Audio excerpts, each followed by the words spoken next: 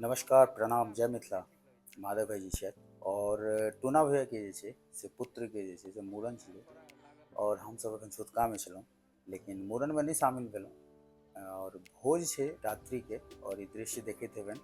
ई दलान जे छै से बहुत फेमस दलान छै, हम बचपनसँ एहि दलानपर मे आबै छी और ई सब आइटम देखैत हेबै और साथमे जे छै से सीनियरगण सब दृश्य अपना मंडली देखैत हुए एगो भव्य रूप लऽ रहल छथि और बढ़िया काम, बढ़िया स्ट्रक्चर देखेमे लागि रहल यऽ और जहन पूरा बनि जायत तऽ और विकराल और भव्य एतुका दृश्य अनमोल और साथमे जे छै से सब ई दोसर तोरके बारी चलि रहल छै और ई नमो छियथि, युवा छियथि और ई अहाँके टुन्ना बाबूके जे छै से कंपनीके ब्रांड छलनि।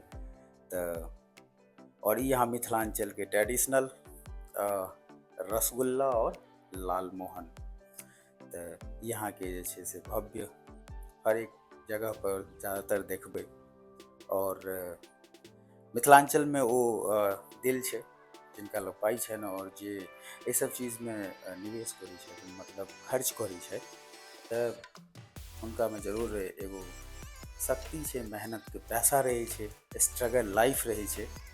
तऽ और ई हमर सबके पंडितजी साथमे जे छै से एगो भव्य मन्दिरके जे रूप लऽ रहल यऽ ओहिके दृश्य देख रहल छी और सुधाकर बाबूसँ पूछने छलियै, सुधाकर बाबू अहाँ ई टी शर्ट पहिरने छी, की टी शर्ट छै? तऽ कहलथि हमरा एखन नहि पता, बस हम पहिर लेलहुँ।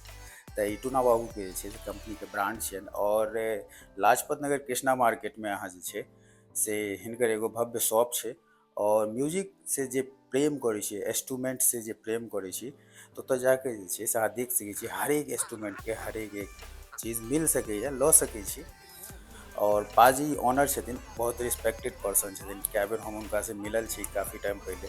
तऽ नीक आदमी और ई दिवाकर बाबू छथि अलवेला और ई जे छै से मिथिलांचलके जे एगो कल्चर होइ छै परसनाइ, से दृश्य देखैत हेबै, बड़े सुंदर दृश्य और साथमे जे छै से सब सीनियरगण और जूनियरगण सब साथमे जे बैस के जे छै से भोजन भऽ रहल छै। मिथिलांचलके जे एगो कल्चर छै और रसगुल्ला मिथिलांचलमे फेमस चीज छै रसगुल्ला।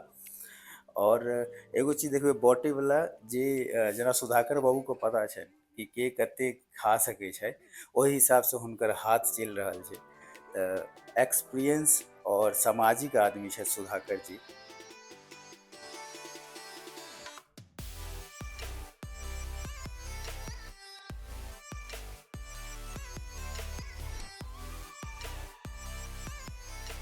और एतऽ न्यू जनरेशन देखैत हेबै अहाँके, ई सब जे छै से एखन गर्मी छुट्टी छनि, जाहिमे से 3 गो स्टूडेंट छथि, एगो बिजनेसमैन छथि और एगो छथि मिस्टर चिराग, जे न्यू फ्रेशर और बढ़िया पैकेज उठबै छथि नया जनरेशनके लेल, तऽ ई खुशीके बात छै।